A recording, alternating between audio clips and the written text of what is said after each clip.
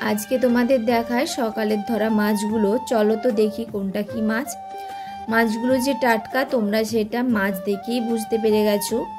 এই যে প্রথমে দেখছো এটা একটা ছোট বাটা মাছ, আর এই যে এটা একটা মৃগেল চারা, কে জানে কিভাবে ধরা পড়ে গেল।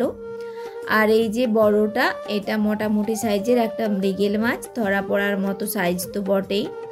এইটা আবার আরেকটা আছে বাটা মাছ। তো আজকে বাটার ভিড় বেশি মনে হচ্ছে জমেছে।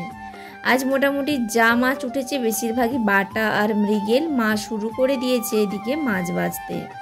তোমরা কেমন মাছ বেশি পছন্দ করো, বাটা, মৃগেল না অন্য কিছু?